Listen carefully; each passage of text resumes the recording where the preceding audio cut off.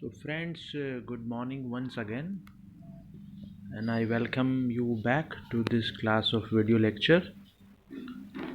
Friends, this is MA Final English Literature, and we have taken up today paper fifth, that is Principles of Criticism. So, friends, in the unit fifth of this paper, we have a very eminent work written by Edward Said, Orientalism. So it is a term, it is a discourse, and it is an ideology. And today we discuss what is Orientalism and how is it related to post-colonial studies.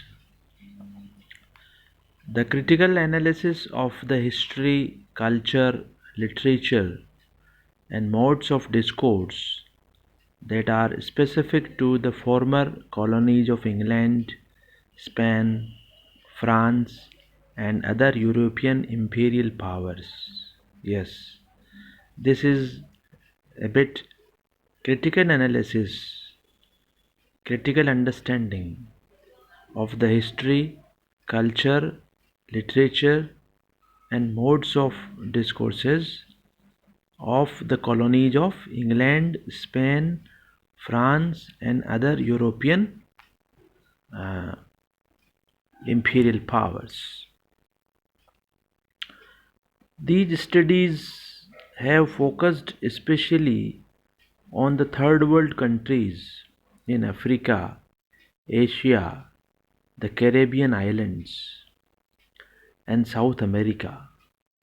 Some scholars, however, extend the scope of such analysis also to the discourse and cultural production of countries such as Australia, Canada, and New Zealand, which achieved independence much earlier than the third world countries. Post-colonial studies sometimes also encompass aspects of British literature in the 18th and 19th centuries, viewed through a perspective that reveals the way in which the social and economic life represented in that literature was tacitly underwritten by colonial exploitation.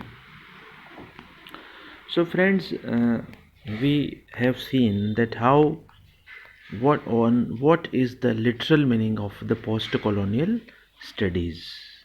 The post-colonial studies simply underscore the critical analysis of the history, culture, and literature of the former colonies of England, Spain, France, and other European imperial powers.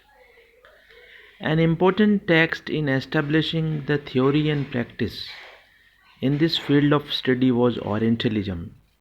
Orientalism, a very famous book on post-colonial studies.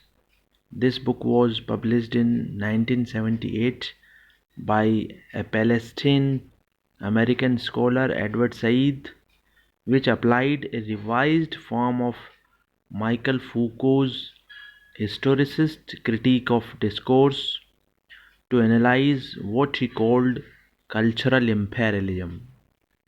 This mode of imperialism imposed its power not by force but by the effective means of disseminating in subjugated colonies a Eurocentric discourse that assumed the normality and preeminence of everything Occidental, correlatively with its representations of the Oriental as an exotic and inferior other.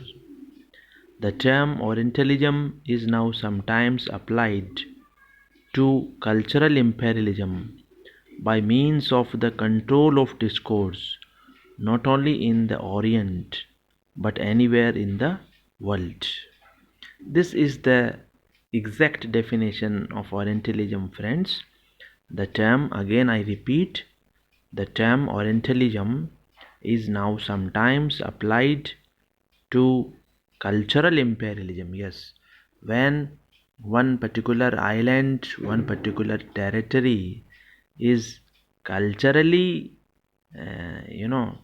under force, cultural imperialism is there. When the mindset of the people is imprisoned to a great extent by means of the control of discourse, not only in the Orient but anywhere in the world. Since the 1980s, such analysis has been supplemented by other theoretical principles and procedures, including Althusser's redefinition of the Marxist theory of ideology and the deconstruction theory of Derrida. The rapidly expanding field of post-colonial studies as a result is not a unified movement with a distinctive methodology. One can identify several central and recurrent issues under the umbrella of Orientalism or under the umbrella of post-colonial studies.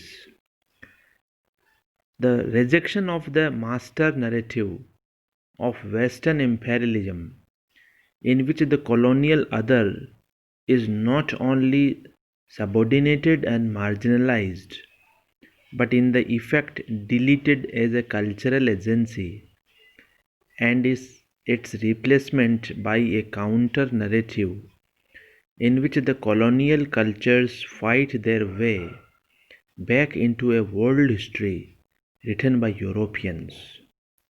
In the influential book The Empire Writes Back: Theory and Practice in Post-Colonial Literature, Bill Ashcroft, Gareth Griffith, and Helen Tiffin stress what they term by hybridization of colonial languages and cultures, in which imperialist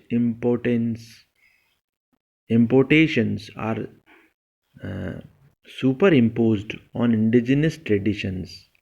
They also draw attention to a number of post-colonial counterattacks to the hegemonic texts that present a Eurocentric version of colonial history. An abiding concern with the construction within Western discursive practices of the colonial and post colonial subject, as well as of the categories by means of which this subject conceives itself and perceives the world within which it lives and acts. The very famous term here coming over, the subaltern. The subaltern has become a standard way to designate the colonial subject that has been constructed by European discourse and internalized by colonial people who employed this discourse. Subaltern is a British word for someone of inferior military rank and combines the Latin term for under and other. Friends, a major element in the post colonial agenda is to de establish Eurocentric norms of literary and artistic values and to expand the literary canon to include colonial and post colonial writers.